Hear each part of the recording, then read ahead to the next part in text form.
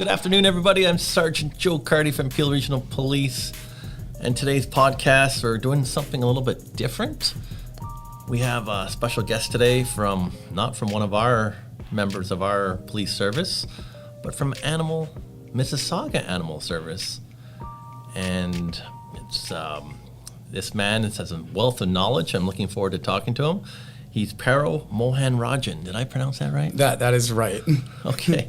And the reason why we have you here, because you look at Mississauga Animal Service, and it does so much, from a combination of animal investigations, the care of animals, obviously educating the public. They also, when I think of animal services, they control abandoned, unattended animals. They investigate the abuse of pets. They determine if someone's pet's dangerous. They determine wildlife out there.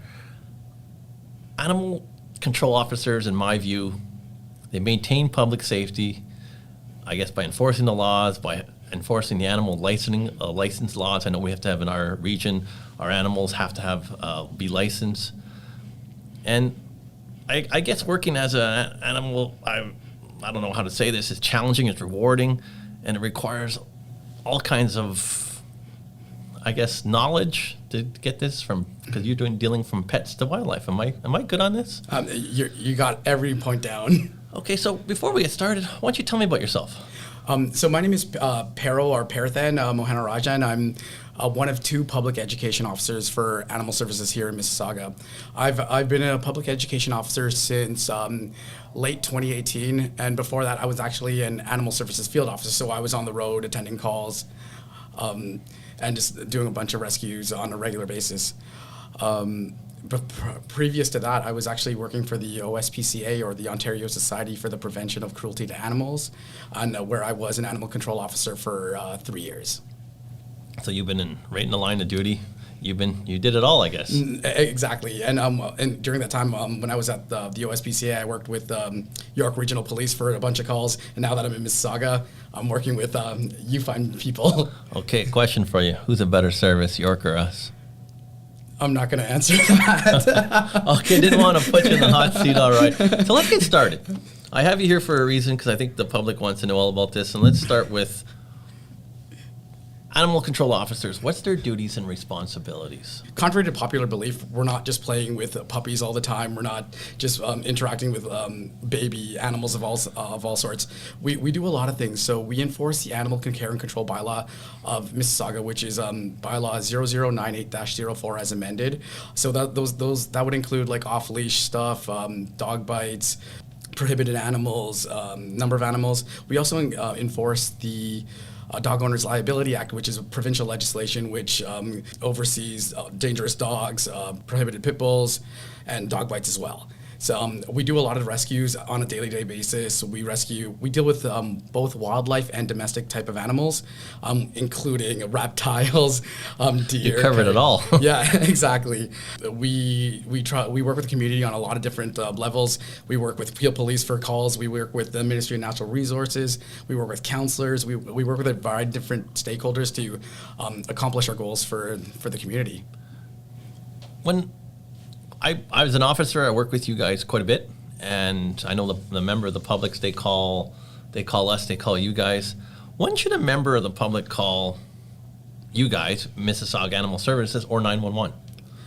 What I would say to people when they want to call Animal Services, they should call Animal Services when they have any concerns about sick or injured animals posing a threat to the public. That would be like a coyote in a playground when there's children present, or like any sort of bylaw concern. So people feeding wildlife, off-leash dogs. That's when you want to call Animal Services. For anything more immediate, that's when you should call police. So like if a person's or pet's life is at risk, that's when you call police. Exactly. If you are in immediate danger, like even with a coyote situation, if you feel like your safety is at immediate risk, contact police right away, and then they can contact us as well, and then we can go tackle that issue.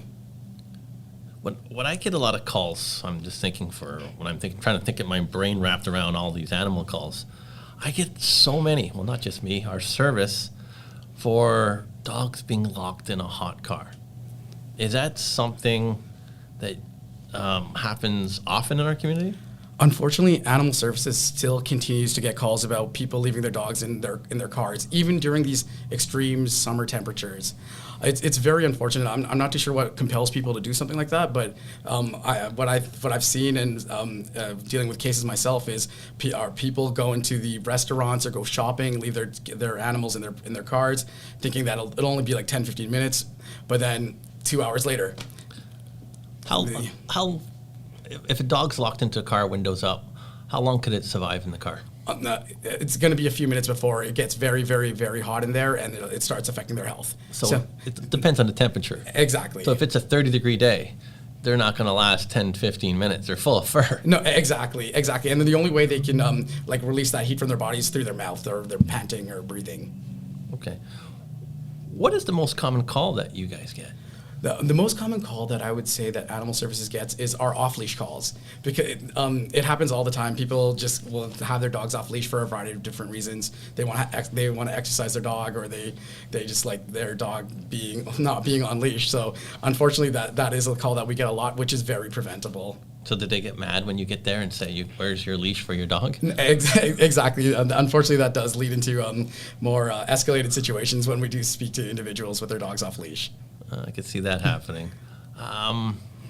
What is the most preventable kind of call for our community? Like, how could we prevent future calls from happening? So just like I said, with the dogs being off leash, just keeping them on leash. By keeping the dog on leash, it protects not only other dogs or other pets or other people, it also protects your dog from getting into any trouble. So even like we get calls about dogs going missing for days, weeks, and it all originates from an off-leash incident. They might go to let's say the Lake Wabakane Trail, and they'll take their dog off leash, and then for something might trigger their behavior, and then it just takes off. Even like a squirrel. Like I know my little Pomeranian, if he sees a squirrel, he's gone. So yeah, there are things like that. So that's why just keeping your dog on leash will prevent that type of situation. Plus, we get all these reports about dogs running off into the bushes and getting into conflicts with other wildlife like raccoons, coyotes, foxes. So just keeping them under control prevents those kind of situations. And also when they're off leash, I'm thinking of dog bites. I know we get called so much for that. I know you must get calls. I know we could charge people under the Dog Owners Liability Act, which is basically the owner of the dog is liable for the damages resulting from a bite by the dog to another person or even another animal.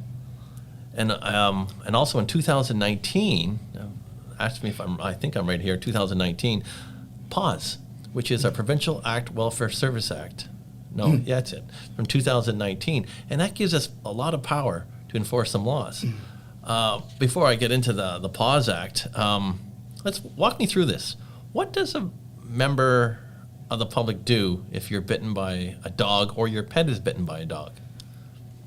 I would say go get medical treatment as soon as possible. Yes, true. For yourself or your pet. Also, at the same time, if you can, just record down any information that is relevant to the situation. So, like the subject dog that may have bitten, the owner information if you can get it. Just recording that all at that time while it's happening it will help in the later stages if it go down the court route. When the investigation is going through, you want to contact Animal Services. You want to usually when you do go to a doctor or vet, they inform public health right away. So sometimes if they don't do it, we do it. And then once we get all that information through a witness statement that you can actually get online, we can proceed with an investigation to make a determination on what happened. So what happens next? Do the owners of the dog who bites someone, do they get charged? Depending on the situation and the facts that are present in the witness statements, we try to get witness statements from both the subject dog owner and the victim dog owner just to see where the story leads. We try to get witness statements from other witnesses that might be available to make our determination. We can definitely charge under the Dog Owners Liability Act, which is a provincial legislation. Certain things that are stipulations in that act order the dog owner to maybe get the dog muzzled, and that muzzle has to be on the dog anytime, anywhere in the province of Ontario. We do have the same type of stipulation in our animal control bylaw for dog bites with having a muzzle on it. But the issue with issuing a charge under the municipal charge would be the muzzle would only be good in the borders of the city of Mississauga. Makes a lot of sense. I know police, we could charge under the same thing that you can. And also the pause. I think I said it wrong last time because it's a Provincial Animal Welfare Services Act. That is for sure. And basically what that has a lot to do with cruelty to animals. So cruelty to animals, if we find someone working with you guys, we could charge them up to $1 million. And that just came in like by Premier Ford like two years ago. And it's the strongest how would I say this, laws for animal care in North America. What do you feel about that? Do you find that this deters people from, let's say, dog fighting or doing all these craziness to animals? Because cruelty to animals, to me, unacceptable. Agreed, 100%. Luckily, I don't believe we get a lot of calls about dog fighting or anything like that. But we are the first point of contact with any sort of cruelty issues. So we make the first point of contact with the owner. If it needs to ever be escalated, we do involve Peel Police or we involve the PAWS agency. That's good because to me that's unacceptable, and I know OPP is working really hard at that. And my hat goes off to them. That's rewarding work. Exactly. What are the most dangerous kinds of calls for animal service officer? I don't think there's anything that's more dangerous, like any type of call that's more dangerous than the other. I think any call that we go to has an element of danger involved in it. Even like there's situational factors, like an officer doing a rescue on the highway, like the 403, a very busy highway. There's a lot of danger in that. Even would you get a lot of animals just running onto the highway? We've had calls about like dogs getting onto the highway or just running at large, and they somehow get onto the highway. We get a lot of calls about deer on the highway, so we do get calls like that. We even like routine calls can have that element of danger as well, because you might go to a property with a dog that's very defensive or very territorial. So even just trying to get to the front door might be pose a danger to the officer that's responding to that call or addressing that call. So, since you brought that up, I guess some animals do get hit by cars or do get injured. What do animal control officers do in case of an injured wildlife? So if we do get a call for injured wildlife, what the officer will do is, officers are always assessing for everything that's going on when they get to a situation. So they'll see like if the rescue is even possible. Let's say if it's like a swan in the middle of the lake, we don't have the resources to go address something like that. But we'll contact the appropriate agency that might. So, but like we're always addressing if we are able to make a capture of that compromised wildlife. Once we capture the wildlife, we do assess it again to see if it is a good candidate for rehabilitation. If it is a good candidate for rehabilitation, we do contact our wildlife rehab partners and then transport those animals to those sites to get rehabilitated. And once they are rehabilitated, they are released within 1 kilometer where they are found in accordance with the Fish and Wildlife Conservation Act. That's amazing. I know from policing, we do get calls and we go with you for injured deer. That is probably the toughest call. I'll explain it to the audience. When we see a deer who's a broken leg, yes, 2 broken legs, and we have to put it down, and that's why we're called. Yep. And it's a lot of officers have a difficulty in doing that because when they see such a defensive animal. But is it the right way to going? Yeah. Do we is it putting, I think we do, but some people have different views on that.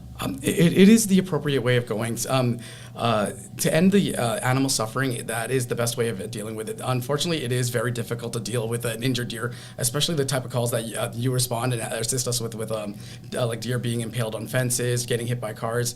That does take a lot of resources to try to deal with something like that, and it's very difficult to manage a deer that's in distress that would pose a danger to everybody involved. So that is the best course of action, unfortunately. Yeah, I agree. I know my audience right now is waiting. They're going, "Come on, Sergeant Carty, ask this question," because a lot of attention lately. Coyotes. Yes. Coyotes. If I see a coyote in my neighborhood, what do? Let's start with the basic one.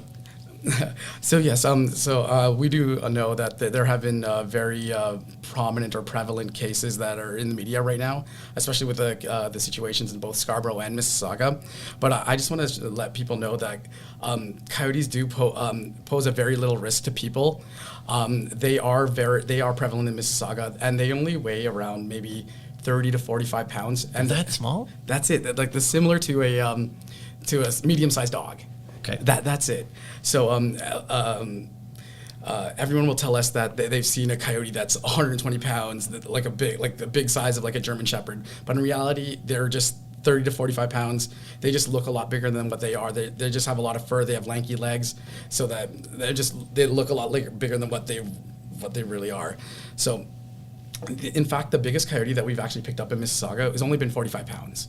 That's the biggest we ever had. That's the biggest one we've ever had. And anytime that we pick up a coyote, we always weigh it, and that's the biggest one we had. So that's why I always deal with a lot of calls where people will say this coyote was 200 pounds. It's bigger than my German Shepherd. No, unfortunately, no. It's that's not accurate because we do have the information about that.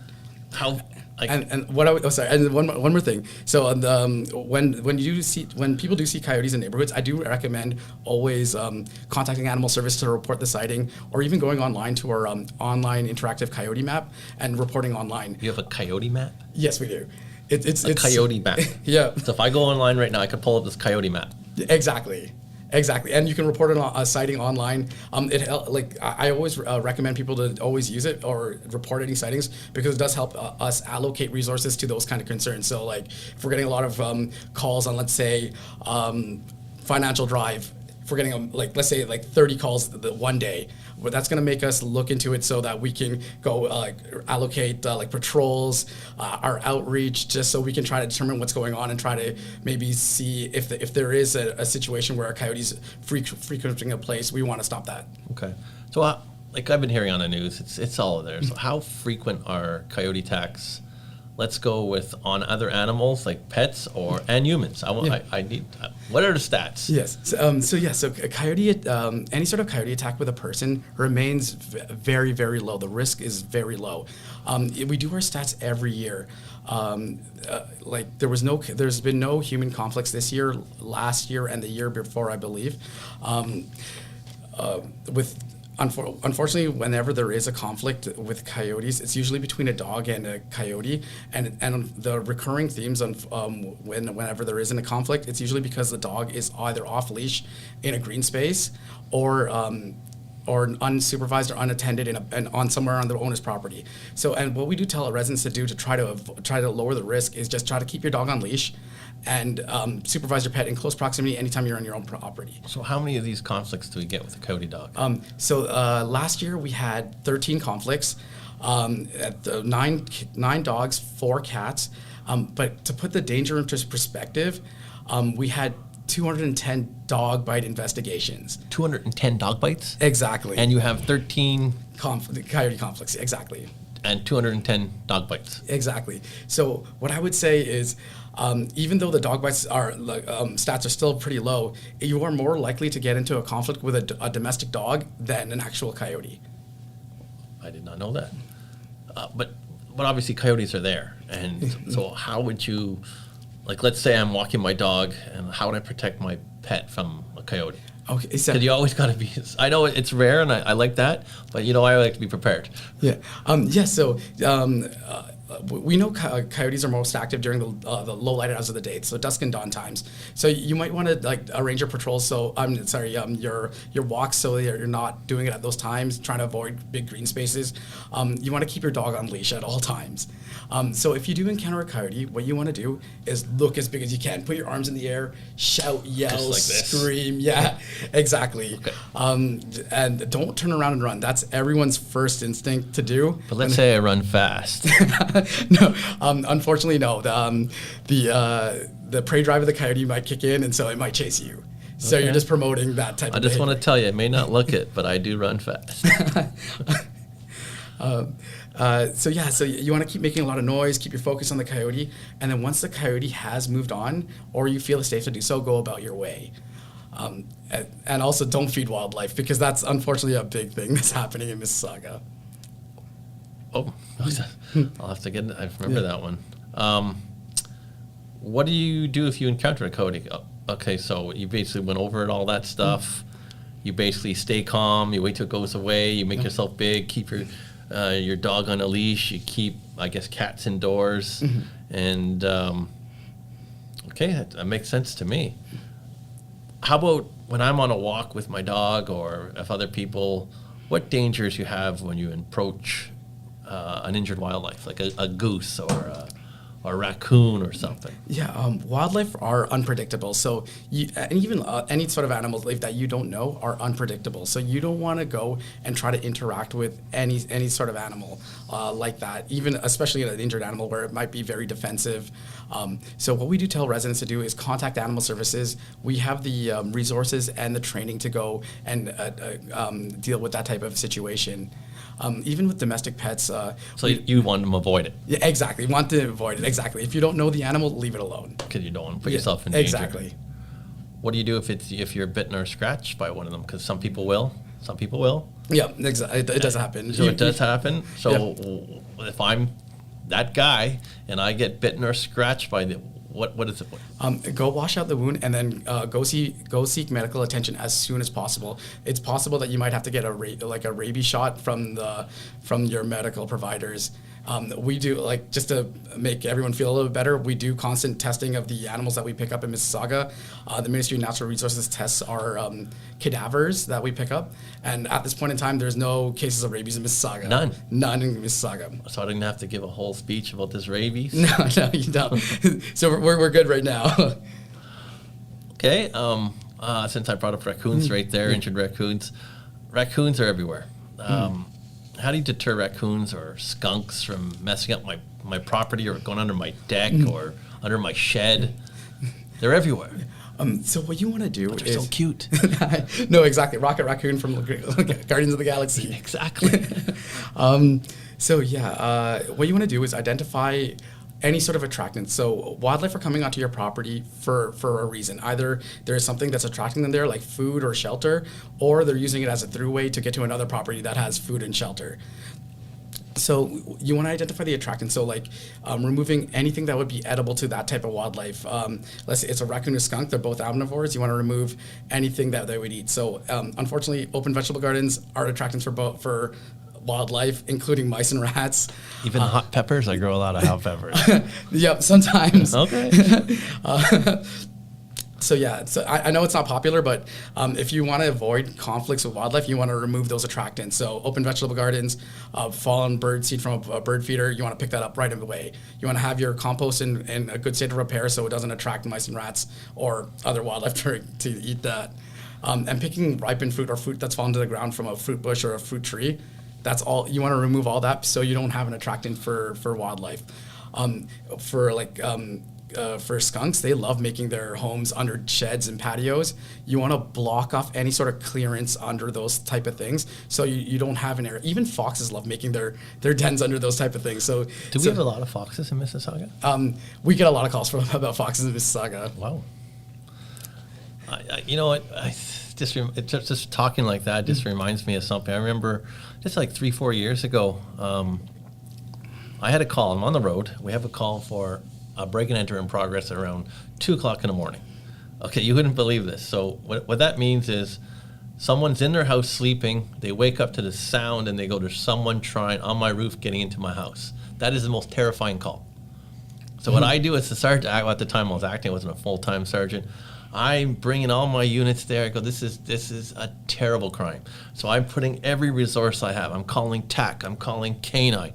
I'm getting everywhere. We're surrounding the house. We get there, and he goes, I heard this person run on the roof away. So what I do, I leave one officer with him, and I have a whole team. I must have about 13 of us going down this townhouse complex to figure out who is breaking in this house at 2 o'clock in the morning. Out of nowhere, I get a call on the radio. He's back. He's on my roof. So you wouldn't believe this. I bring the TAC team, the canine, everyone. We're all around this house because we got this guy now. because there's no way out. There's no way out. All I do is we put this big flashlights we put on the roof, and it's 3 raccoons wrestling. Oh my God. 3 raccoons wrestling on the roof. Oh my God. That's what I said. Well, at least it wasn't a skunk, because they could spray. And that gets to me. That's a great question. Silver lining. So let's say it is a skunk. Let's say you get sprayed by a skunk. Yeah. What do you do? That must happen a lot. Oh yes. For me personally, I feel like time heals all. There hasn't been any sort of chemicals or anything that I thought that was been very effective in getting rid of that smell. I've actually have a pair of gloves from probably like 4 or 5 years ago that I used for dealing with a skunk, and they still have that smell of skunk on it, even after a million washes and different chemicals being used on it. But a coworker has actually told me that Coke has actually been very effective in dealing with the smell of a skunk. Coke. Yeah, even on your clothes or skin, or even on dogs, just pouring Coke on them, letting it soak in for a few minutes, has helped. Like apparently, it removes the oils in the skunk spray, so that the material doesn't have that smell on it anymore. Because it was funny. I guess a week ago, I'm at the supermarket, and I guess someone got sprayed because they came in to buy product, and they're walking by, and I go, well, that person got smelled. And I could tell they went right to the product where you get to get rid of the smell. That's kind of funny. And then go to the tomato juice section. I just got my exec producers saying something in my ear. They want to know if I arrested the raccoons. No, I did not arrest the raccoons. They're out there somewhere, happy, committing these break and enters. Hopefully not. I noticed we touched on this, and I wanted to go more into it. And I think you said it a couple of times now about feeding animals, feeding the coyotes, I guess feeding deer, I guess feeding foxes, like you said. Should members of the public feed these animals because I guess they're hungry, or should they stay away? No. Even under our bylaw, it's no at all. No at all. Don't feed wildlife. Even if you feel guilty, they're looking at you with their puppy eyes. No, exactly. Don't feed wildlife. Although we do have an exemption under the bylaw where individuals are allowed to feed small songbirds with an adequate and good repair bird feeder, and as long as it's being picked up, the spilled bird seed is being picked up right away. Do not feed any sort of other wildlife. That is prohibited under our bylaw. What happens is when people start feeding wildlife, they become dependent on humans for food. And then they start losing that natural fear of humans, and then they might act aggressive with humans because they're not being fed. And unfortunately, that's when a lot of the conflicts do occur, especially with coyotes. Whenever there has been a coyote conflict with a person, it's always been because of a food conditioned coyote. Someone's been feeding it, and then what'll happen is the coyote will go to that same spot, but then it'll be somebody else walking in the street. Let's say it's a park. They're walking in the park. The coyote will see them. It'll start approaching them because they see an easy source of food. They don't see the person as food, but they see an easy source of food. So then once people feed coyotes? Yes, unfortunately, we do get a lot of reports about people feeding coyotes, foxes, a lot of these predatory animals, and that's why we do get a lot of situations, and that's why you're seeing a lot of instances where you're seeing coyotes and foxes in our neighborhood, because a lot of it has to do with people actually feeding them. That's including geese and ducks and... Exactly. Because coyotes eat whatever we eat. So even feeding like chipmunks, squirrels, geese, the coyotes would be attracted to the food that's being thrown to those animals, plus the animals themselves as prey. Like we even had that, what's that on Lakeshore? What was that bird? A wild turkey. Oh yes, Clark. That's the name. Yeah, that's the name they gave. Why do they call it Clark? I believe because it's Clarkson Road, so it was just a very prominent wild animal that was frequenting that area. So it's a big. I remember that. Yes, I know. Both our organizations kept on getting calls for it, just constant calls. It was impeding traffic, and it was chasing a lot of people. And unfortunately, the reason for its behavior was because people were feeding it. People were coming even from outside Mississauga to come feed this wild animal, and unfortunately, it did get very food conditioned. and that's why it started chasing people, because it wanted to get fed. And because of the feeding, unfortunately, it did lead to the passing of the animal, because it did end up getting hit by a car. Oh, yes. I did not know that. So people feeding wildlife, it's actually more of a detriment to the community and the wildlife than it is an actual benefit to the community and the wildlife. I want to change topics. I you have me feeling bad about the wild turkey. Clark, I know what we have to do for cruelty to animals. I know in Mississauga it's not as prevalent as in other areas, I guess because we're so built up. What is Mississauga Animal Services, what actions do you take when you find out about a cruelty to animal is reported? So we'll make the initial first contact. So we'll go to the area or the address or the place where the concern is. We'll try to make contact with the individual. If it's a lot of the times it's not as serious as the call comes in. So if it's something not as serious, we can definitely go address it and stop that behavior or change the behavior. Or if nothing's happened, we can just speak to them and educate them about what's going on. If it's something that requires, I guess, an escalated response, then we can contact Peel Police. We contact the PAWS agents or PAWS inspectors. Yeah, those laws are great for PAWS. Exactly, and that's why we're so happy to have that kind of a resource, plus the resource in you guys and the PAWS to address these type of concerns. Yeah, Sylvia Jones and Premier Ford, you got to thank them for the Provincial Animal Welfare Services Act, because that's going to be, when people find out how severe these penalties are and even jail time, I'm hoping it stops. So we don't want to see any cruelty to animals. Let's go on the opposite side, because we've been talking all this negative stuff. Yeah. What is the most, I would say, gratifying type of call for you guys, your officers? I think the most gratifying type of call is pretty much any call that we go on to that we attend has been very gratifying in rescuing any sort of wildlife, trying to get them the treatment that they need if they do need it, reuniting a dog owner with an owner, or even just the adoptions, giving a stray pet a forever home. Those are all gratifying. Every day is gratifying to us. We get to help the community. We get to help animals. And I can't see why any other part of this job would be like. We do see both ends of the spectrum. We do see really bad stuff. We see really good stuff. But then seeing all the people who give up everything for their animals or pets or wildlife, it's really good to see. That is rewarding. If I lose my pet, or if I find someone's pet, obviously you guys get called. Police don't get called to that. You guys get called. So what do I do if I lose my pet? Even like before you lose your pet, just get it licensed. That will help tremendously in trying to reunite your family with your pet again.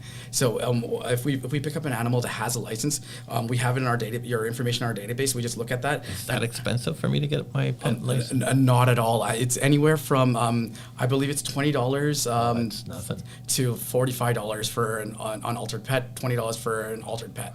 So a spay or neutered pet. Okay, so I interrupted you. Yeah, So no. if you lose your pet, obviously you said get it licensed, and that will help you find the pet. Exactly, and oftentimes if it's let's say if it's a first occurrence where your dog just you open the door, your dog runs out or your cat runs out, and then someone finds it and then calls Animal Services. We pick up the animal, we look at the tag, we have your information. Oftentimes we can just drive it home right to you. It's a free ride home. Yeah, access better than Uber. Yeah, exactly. So let's say I find a pet.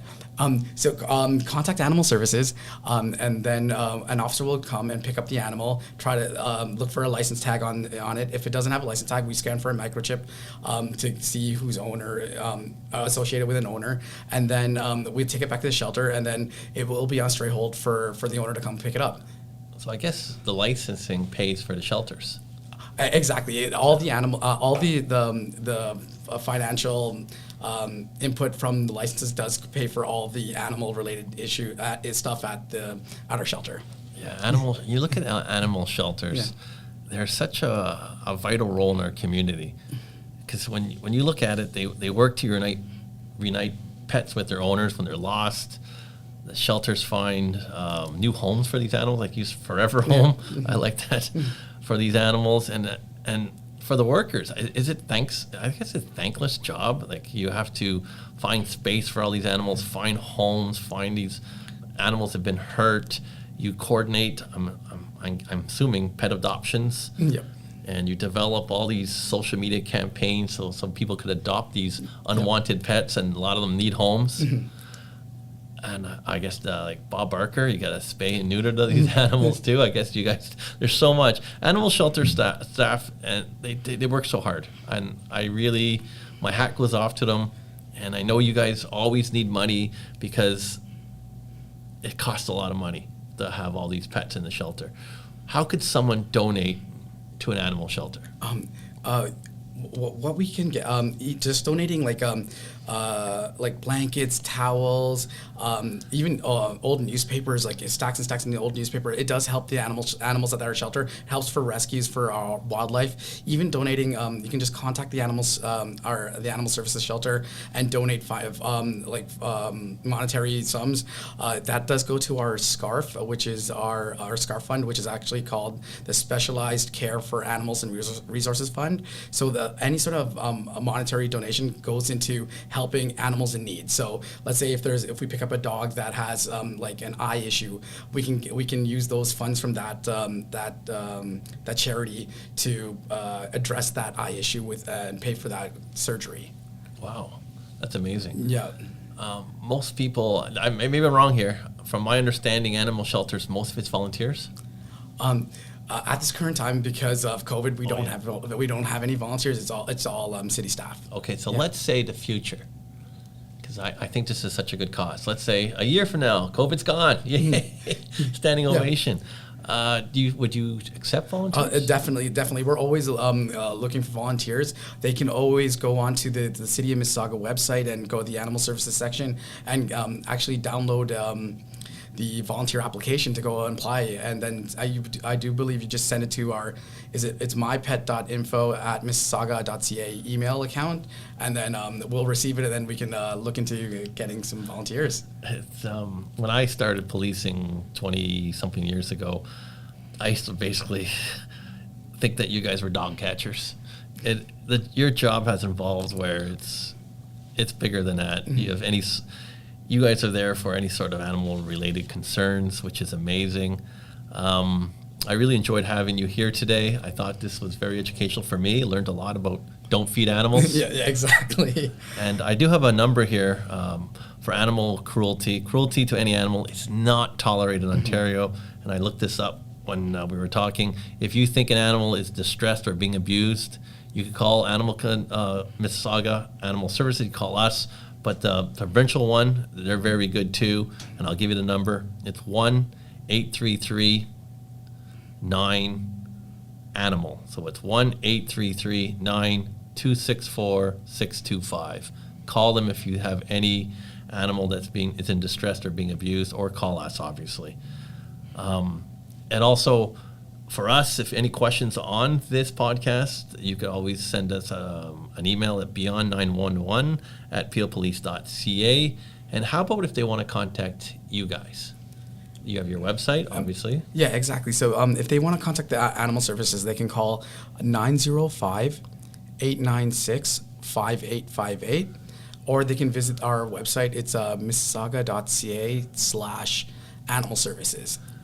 And if they want to be a animal control officer, they go there to apply. Check out the City of Mississauga's employment page. I believe we might be hiring maybe by the end of this year, so keep an eye out. Well, I appreciate you coming here, educating my audience. This is I love working with you guys. It's a partnership. We work together to keep the city safe, and having all these animals out there living with us is. It's not a bad thing, it's a good thing, and having you guys help me deal with a lot of calls, I thank you so much. No, I thank you so much for everything that you guys have done. If anything sparks or inspires you, or if you have any questions about the topic today, or any other podcast that we had done previously, please email us at beyond911@peelpolice.ca.